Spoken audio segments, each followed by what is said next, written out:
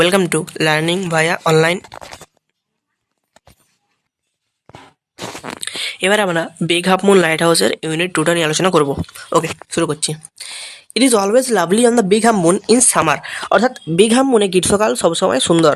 When it is fine the harbour is blue and calm with little wind and ripples. আবহাওয়া ভালো থাকলে বন্দরটি নীল ও শান্ত থাকে, মৃদু বাতাস আর ছোট ছোট ঢেউ প্রায় থাকেই না বলতে গেলে।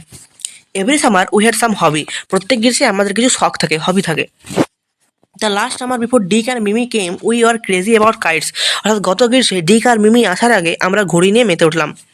এ boy on the mainland showed Claude how to make them, অর্থাৎ মূল ভূখণ্ডে একটি ছেলে ক্লডকে ঘুড়ি বানাতে শিখিয়েছিল, যে কীভাবে ঘুড়ি বানাতে হয় সেটা শিখিয়েছিল।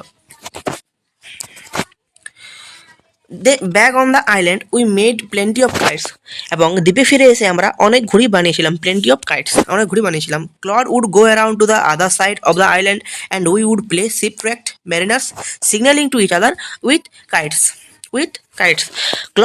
ক্লড দ্বীপের অন্যদিকে যেত আর আমরা ঘুড়ি দিয়ে জাহাজ ডুবি হওয়া নাবিকদের মতো একে অপরকে সংকেত জানানোর একটা খেলা খেলতাম। We had a kite that was big and covered with lovely red paper. মনে রাখতে হবে জায়গাটা। আমাদের একটা ঘড়ি ছিল যেটা খুবই বড় আর সুন্দর লাল কাগজে মোড়া। We pasted gold tinsel stars all over it and had written our name full on it, Claudelit and Philippalit, Big Hamun Lighthouse.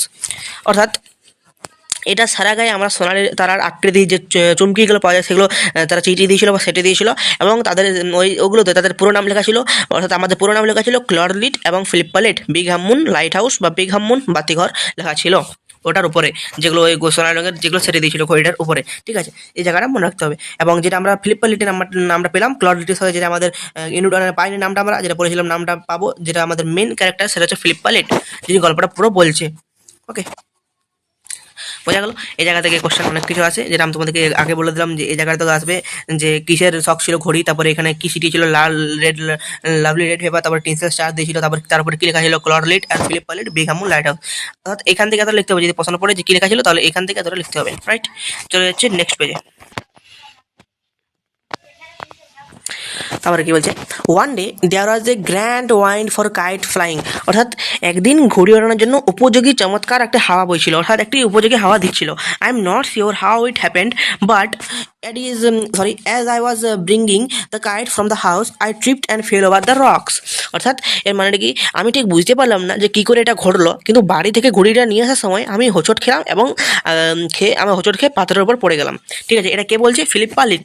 Right, my elbow went clear through the kite making a big hole, আমার কনুইটা, হাতের কনুইটা ঘড়ির মধ্যে ঢুকে একটা বড় সড়ো ফুটো তৈরি করলো। অর্থাৎ যে আজকে একটা ঘড়ি ওড়ানোর জন্য সুন্দর হাওয়া দিচ্ছিল বিগ হামুনে, ঠিক আছে, আইল্যান্ডে দিচ্ছিল, এবং সেটির জন্য ক্লড এবং ফিলিপ্পা আসছিল। তো ফিলিপ্পা আসার সময় সে হোঁচট খেয়ে ঘড়ির উপরে পড়লো এবং তার কনুইটি ঘড়িতে লেগে ঘড়িটি ছিদ্র হয়ে গেল মাঝে মাঝে।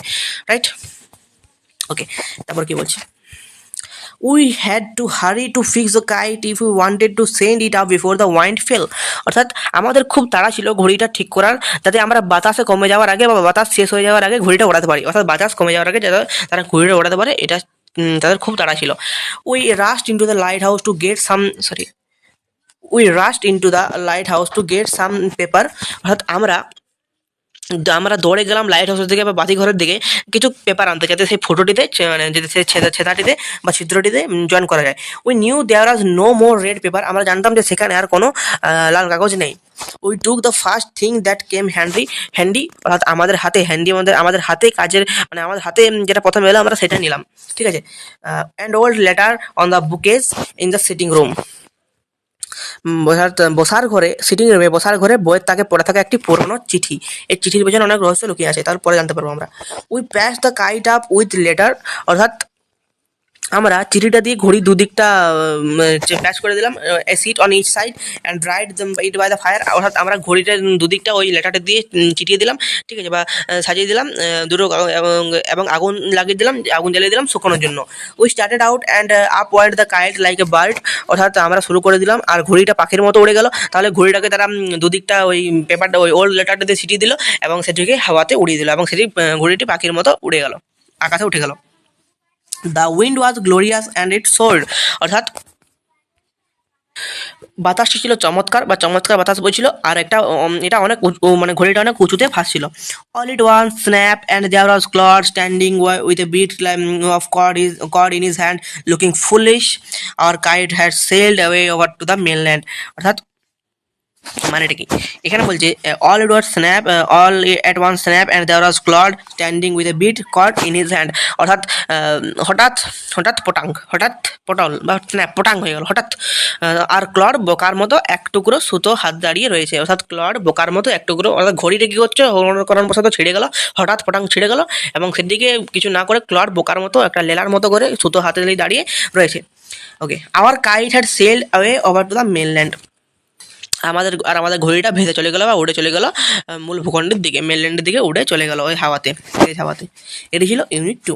ইউনিট 2 একটা আমরা জিনিস খুঁজে পেলাম, লেটার। লেটার এবার কী লেখা আছে সেটা জানতে পারবো না ইউনিট 3-তে। ওকে ওকে, ওয়ান জিনিসগুলো বলে দিচ্ছি।